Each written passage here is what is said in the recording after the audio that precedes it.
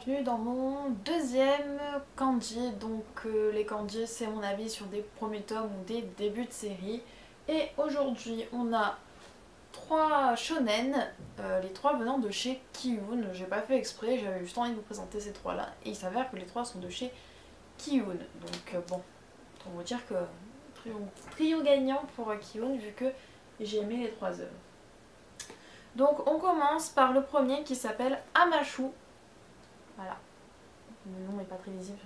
Alors en voyant l'image de couverture, vous aurez sûrement vous doutez, c'est un manga sur la plongée, donc de Kuzoke Amano, qui n'est pas terminé en 9 tomes, donc qui est en 9 tomes en cours, autant au Japon qu'en France. Donc on a rattrapé la publication japonaise. Je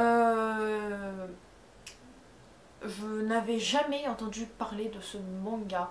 J'ai découvert en bibliothèque, je fais tiens, c'est bizarre celui-là, jamais vu.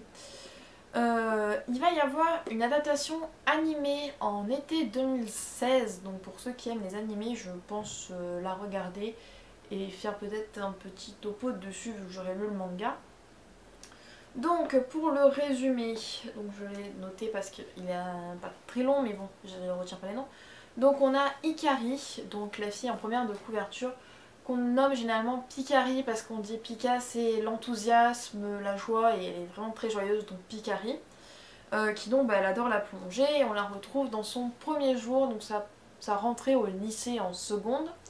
Et on la retrouve avec un autre personnage qui s'appelle Futaba, qui vient d'arriver sur l'île, qui se déplace en scooter. C'est la première image que l'on voit d'elle, de Futaba. Je vais essayer de vous la trouver. Voilà, même si je suis pas sûre que vous allez voir grand chose. Voilà. Donc elle vient d'arriver sur l'île, elle la plongée, voilà, elle en fait pas forcément. Mais en fait, Ikari va l'entraîner à s'inscrire au club de plongée, qui est dirigé par leur professeur principal, donc par Mato Kaori. Alors, je m'attendais pas forcément à grand chose parce que la plongée, je sais pas comment vous dire ça, mais j'en ai jamais fait. Je sais pas vraiment comment ça se place. Enfin, si je sais, vous allez sous l'eau. Bon, je connais la base quoi. Alors, il faut savoir que la partie de la fin du manga, donc c'est quand elle rentre au club de plongée. Donc, à peu près, je pense, tout ça. C'est un peu des explications sur la plongée par rapport à la pression et tout ça. Alors, c'est vraiment pas du tout ennuyant, c'est vraiment super bien fait.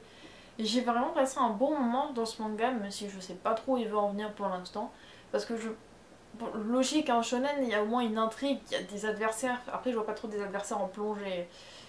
Si vous faites de la plongée, dites-moi s'il y a des compétitions de plongée parce que je vois pas du tout comment ça pourrait se faire. Je suis un peu inconnue sur ce domaine-là. J'ai beaucoup aimé les dessins qui sont vraiment très simples et dont très souvent l'auteur dessine Pikari ou Ikari, comme vous voulez, comme ça, voilà, avec cette tête-là. Très souvent dans le manga, quasiment toutes les pages. Et elle a aussi la particularité d'avoir un sifflet tout le temps dans la bouche. Et en fait, elle siffle dedans dès qu'elle commence à être trop... Comment expliquer ça? Trop expansive. Non, pas expansive. C'est bon, je suis partie en anglais, c'est pas grave. Trop... Pas émotive, trop surexcitée. Voilà, elle est trop surexcitée, donc du coup elle souffle et ça la calme, entre guillemets. Donc voilà, donc j'ai vraiment bien aimé ce petit manga. Je vais le continuer. J'ai envie de savoir en fait l'intrigue qu'il va y avoir, les liens qui vont se faire. Et puis je trouve que c'est assez original la plongée comme thème que je n'ai pas vu. Parce qu'on a vraiment vu tous les mangas. Hein. On a vu des mangas de natation, on a des mangas de baseball, de foot, de football américain, de tennis. Franchement, on a fait vachement de sport hein, dans les mangas. Mais alors la plongée, j'avais encore jamais vu et donc du coup je suis vraiment super contente, j'aime beaucoup les graphismes, j'aime surtout beaucoup Pika qui a toujours une tête assez bizarre. Donc voilà, donc je vous le recommande et on verra l'anime qui sortira cet été. Voilà. Ensuite on passe à un manga que vous avez peut-être entendu parler avec l'anime qui est sorti la saison dernière ou avant, il s'agit de Barakamon. De Tatsuki Yoshino. Alors, il y a 12 tomes en cours au Japon et on en est à 10 en français. Alors, il faut savoir que j'ai déjà vu une partie de l'anime, je pense 3-4 épisodes, donc je savais ce qui allait se passer dans ce tome 1. mais j'ai quand même adoré parce que, alors il faut savoir que Barakamon signifie avoir la pêche en fait, c'est une expression avoir la pêche. Donc en fait ce manga est vraiment rafraîchissant, ça vous donne vraiment, pas la pêche parce que bon si vous le lisez vous n'allez pas faire un marathon, mais ça va vous mettre de bonne humeur c'est sûr. Donc en fait on a donc Setsu Anda, donc bah le mec qui est là, hein. Ça va être la petite fille, hein, c'est un mec. Donc qui est un maître en calligraphie japonaise, il est vraiment super arrogant parce qu'il a gagné des prix, donc il est là, bah moi de toute façon je suis le meilleur, je m'en fous. Et en fait un jour un conservateur de musée, alors il faut savoir que le conservateur était vieux, il avait une canne, lui a dit que son travail était vraiment, vraiment classique, pas forcément très original. C'est du tout, qu'est-ce qu'il a fait? Il lui a mis une mandale, ou une baffe, pour ceux qui... voilà. Donc, moi j'appelle ça une mandale, mais en ce moment j'ai un problème avec le mot mandale. Bon. Donc autant vous dire que son père il lui a dit tu vas te calmer, va t'isoler sur une île déserte. Enfin pas totalement déserte, mais sur une petite île de la campagne. Hein. Et donc en fait c'est là où on va le retrouver. Ok, donc je reprends parce qu'un voisin a oublié ses clés, du coup ça a sonné chez moi, j'étais en train de me dire what, qu'est-ce qui se passe. Donc j'en étais donc... oui, donc il se retrouve sur une île de la campagne. Et en fait il va rencontrer donc... en fait il va être logé dans une maison. Sa maison en fait c'est une base secrète en fait, c'est la base secrète de Naru, donc la petite fille que vous voyez sur la couverture ainsi que de deux collégiennes aussi. Et en fait Naru elle est pleine de vie, elle est super sympa, elle est super drôle et en fait ça va amener plein de situations en fait. Il va vraiment découvrir la vie à la campagne qui est totalement différente de la vie à la ville. Dans la vie à la ville, bien compliqué celui-là aussi. Et franchement c'est assez rafraîchissant. Je comprends rien à la calligraphie parce que voilà, c'est comme pour la plongée, je comprends encore moins le principe. Donc vous dire que je vais pas aider. Mais c'est vraiment super rafraîchissant. J'adore l'instituteur de Naru qu'on voit, qui est vraiment assez marrant. Et on voit plein de personnages, des grands-pères, des jeunes. Et en fait on les voit tous. On voit aussi leurs doutes parce que des fois donc il y a le personnage principal qui doute, mais aussi un autre personnage, donc un ado qui est en terminale si je me souviens bien. Et on le voit douter, on le voit en fait que chacun en regardant les autres va se remettre en question. Bon, pas par Naru parce que Naru elle a 6-9 ans, un truc comme ça. Elle s'en bat les steaks, hein, littéralement. Donc voilà, donc c'est assez vraiment super sympa, c'est vachement rafraîchissant. Donc je vais vraiment continuer à le lire. Parce que c'est vraiment super sympa, on voit tous les personnages qui évoluent et ça donnerait presque envie de vivre à la campagne. Presque, non, je préfère encore la ville, mais voilà. On voit par exemple, ok, il s'échappe, tout va bien. Donc par exemple, on le voit avec Naru en train de regarder la mer. Donc voilà, donc je vous recommande si vous avez envie de passer un bon moment, c'est pas prise de tête, c'est vraiment fun, c'est vraiment super sympa. Donc voilà, j'ai vraiment beaucoup aimé Barakamon, j'avais beaucoup aimé l'animé, mais j'ai un chic moi dans les animés. C'est que des fois, j'arrive pas à dépasser genre 3-4 épisodes. Et je ne sais pas pourquoi, c'est comme ça. Voilà. Alors il faut savoir qu'il y a un spin-off qui s'appelle Anda-kun, donc le nom du personnage principal, et qui raconte ses motivations pour la calligraphie, enfin sa vie quand il avait 17 ans à peu près. Ce n'est publié qu'au Japon, donc à part ceux qui lisent l'anglais pour les scans, voilà. Mais je pense que vu que je suis de Barakamon, il peut être possible que l'on le voit débarquer dans nos librairies, bibliothèques, tout ce que vous voulez, dans un an à peu près, je pense. Faut pas trop les presser. Voilà, donc le deuxième, donc Barakamon, super. Franchement, c'est sur les trois, c'est celui que je préfère. Même si j'ai beaucoup aimé les deux autres, mais celui-là c'est le mieux. Ensuite, on passe avec le dernier. Alors, c'est Your Lie in April, aussi appelé donc Shiwatsu Ka... Oula, je reprends. Shigatsu wa Kimi no Uso, donc qui est sorti en animé. Pareil, j'ai vu 3-4 épisodes de l'animé et je l'ai pas fini. Donc je me suis dit je vais reprendre le manga. Après le manga, donc il est de Nashio Araka. Non, Arakawa, un W. Donc il y a 11 tomes, c'est terminé. Donc 11 tomes au Japon terminé et on en a 6 en France. Donc voilà la couverture. j'avais vraiment du mal, je me suis dit pourquoi est-ce que je vais lire ce manga? Parce qu'il faut savoir que ça parle de musique. Alors quand vous avez vu un animé et qu'ensuite passe un manga de musique sans musique, c'est un petit peu compliqué. Alors c'est pour ça que tous ceux qui lisent le manga, je vous recommande d'aller chercher sur YouTube de temps en temps des extraits, des... Quand par exemple dans le premier tome elle joue une partition au violon et allez la chercher sur YouTube, hein, vous mettez Shigetsu wa Kimi no Uso, première partition de violon, un truc comme ça, vous allez trouver la vidéo et on voit vraiment en fait la différence, enfin le rythme. Quand j'ai regardé l'anime, j'ai envie de me mettre au violon pour vous dire à quel point je me suis dit merde, on peut faire des trucs avec cet instrument. Bon, ouais, culture générale, moi j'ai zéro les gars, hein. Je vous préviens tout de suite. Donc c'est un truc qui est quand même assez gros comparé à par exemple. Il est plus gros quand même, hein. Il est plus petit mais il est plus gros. Voilà, je sais pas pourquoi ils l'ont fait comme ça. Alors donc je vais vous raconter l'histoire. C'est donc l'histoire de Kosei Arima. Donc à 11 ans en fait c'est un virtuose du piano. Son surnom c'est le métronome humain. Et en fait il a été entraîné, je suppose qu'on dit comme ça même pour le piano, entraîné par sa mère qui était malade. Et en fait le jour où elle est morte, il n'arrive plus du tout à jouer en fait, il n'entend plus le son du piano qu'il joue. Donc il a tout de suite arrêté le piano alors que c'était vraiment quelqu'un qui était promis à un Mozart, je sais pas si ça existe, il me semble qu'il y a un prix qui s'appelle un Mozart. Pour les connaisseurs de musique vous me direz mais musique classique c'est pas mon truc. Donc voilà. Et donc on le retrouve quelques années plus tard, donc au collège, je me souviens bien, je ne sais pas quelle année. Et donc en fait, donc son ami Sabase Tsubaki, donc qu'il connaît depuis l'enfance, hein, elle l'a vu dans ses répétitions de piano et tout ça, lui dit bon voilà, il y a une fille de ma classe qui veut rencontrer donc leur autre pote qui s'appelle Watari Kyota parce qu'elle est amoureuse de lui. Il dit viens avec moi parce que j'ai pas envie de tenir la chandelle quoi. Littéralement c'est ça.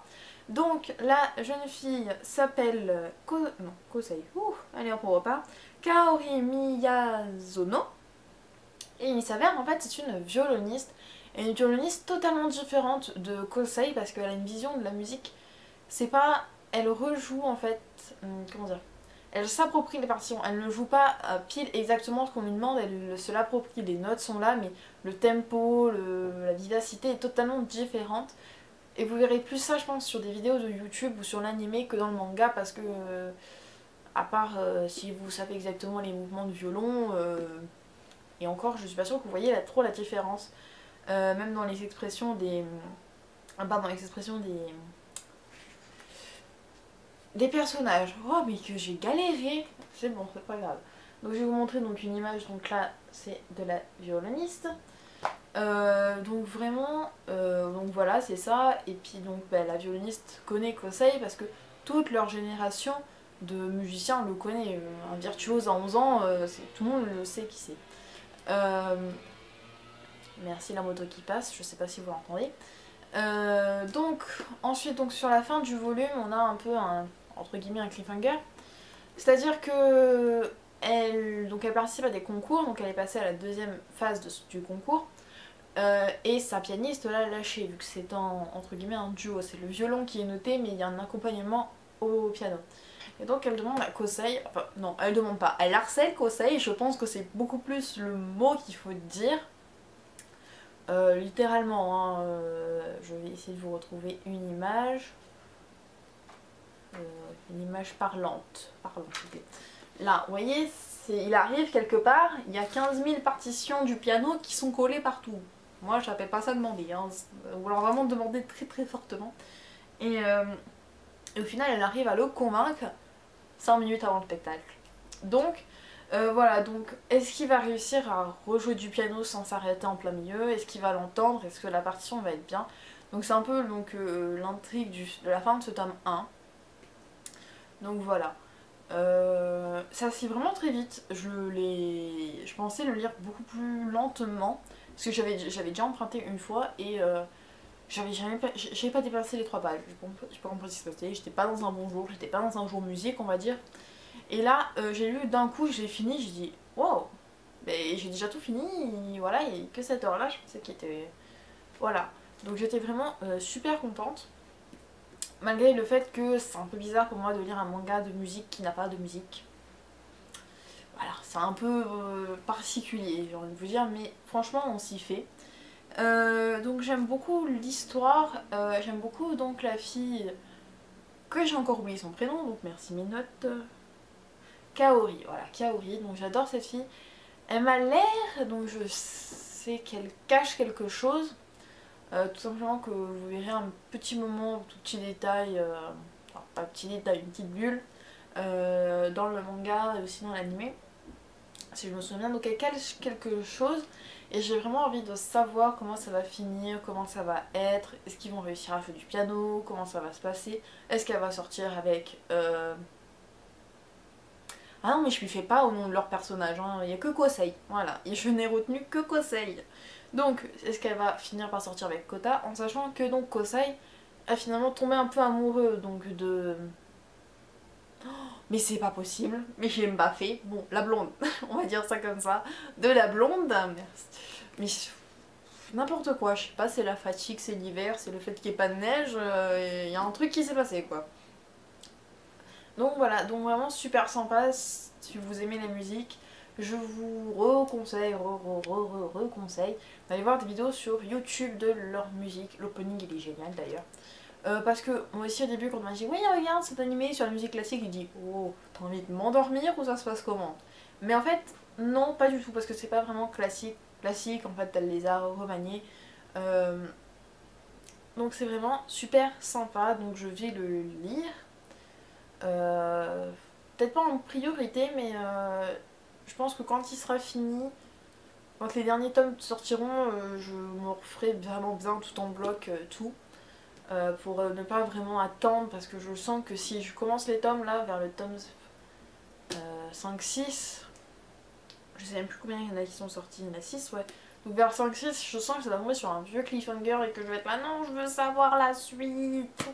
Voilà, donc vous connaissez tous hein, ça, le truc, autant animé, livre, film, manga, vous êtes là, je veux la suite. Voilà, on a tous été dans cette situation là, faites pas genre, hein, je le sais. Donc voilà. Donc cette semaine, donc, les candies étaient vraiment, vraiment super top. J'ai rien trouvé à redire, j'ai aimé ces 3 mangas, je vais continuer ces 3 mangas parce que les 3 sont... alors les 2 premiers sont originales parce que la plongée et la calligraphie, j'en ai quasiment jamais vu trop ça abordant les mangas. La musique, plus. C'est vrai que la musique classique, moins, parce qu'on a souvent des groupes de musique à idole qui, dans les mangas, genre on va former un groupe, tout ça, la Kaon... Yukai no Kanata, si je me souviens bien, des choses comme ça. Mais on n'a pas souvent des musiques classiques, genre avec une violoniste et un pianiste qui vont tout simplement, je pense pas progresser parce qu'au bout d'un moment ils sont tellement bons les deux que je suis pas sûre qu'ils peuvent progresser plus que ça, j'en doute. Voilà, donc j'espère que ce kanji vous a plu. Si vous avez lu ces mangas, si vous avez vu les animés, n'hésitez pas à me laisser un commentaire, votre avis, me dire... N'hésitez pas à me dire de foncer sur un animé. Oh là, on parle de manga, Julie, réveille-toi, mon dieu. Donc, foncez sur un manga en particulier parce que vous l'avez lu, vous savez ce qui se passe, vous voulez absolument que, voilà, faut que je le dise. Surtout si vous avez envie que je fasse un topic manga, donc c'est-à-dire entre guillemets un dossier manga, c'est vraiment un point sur le manga, ce que j'en ai pensé et tout ça. Dessus, vaut mieux que je l'ai lu, et possible, si vous voulez qu'il arrive rapidement, vaut mieux que je l'ai lu rapidement, hein. Je ne peux pas encore... comment expliquer ça? Je ne peux pas encore écrire des choses sur des choses que je n'ai pas lues, voilà. Ouf. Donc là je commence sérieusement à fatiguer, je sais pas ce qui se passe l'hiver. Bon, en même temps j'ai énormément de vidéos à faire dernièrement. Une que j'avais prévue d'ailleurs avant Noël et que je n'ai pas du tout réussi à faire, je l'ai écrite. Donc c'est, je vous présente 11 mangas de 3 genres différents si je me souviens bien. Donc je pense que je la ferai début janvier en même temps que le book haul. Parce que je l'ai quand même vachement bossé dessus, j'ai envie de vous présenter ces mangas mais j'ai vraiment pas eu le temps avant Noël, avec les fêtes tout ça. Donc voilà, donc je vous invite à comme d'habitude vous abonner à ma page Facebook, voilà c'est pas un truc indé, à me suivre sur Twitter, à vous abonner à ma chaîne YouTube pour savoir quand les vidéos sortent à savoir que je sors à peu près une vidéo par semaine. J'essaye de vraiment faire une vidéo par semaine et je vais essayer d'en faire un peu plus, mais au minimum vous avez une vidéo par semaine. Si vous en avez pas, commence à vous dire elle est tombée malade, hein. C'est la grippe qui m'a attaqué. Ensuite, vous pouvez donc me laisser un commentaire. Moi j'adore lire les commentaires, y répondre, franchement c'est trop bien. Vous pouvez m'envoyer des questions, vous pouvez me parler donc sur Twitter et Facebook, il n'y a aucun souci, je suis là. À 4h du matin, je vous répondrai peut-être pas tout de suite, mais le reste du temps je suis là. Voilà, donc j'espère que cette vidéo vous a plu, j'espère que vous avez passé un bon moment, j'espère que je vous ai fait découvrir 3 mangas que vous ne connaissiez pas ou alors que vous connaissiez mais que vous veniez un avis dessus. Et voilà, donc je vous dis bye bye.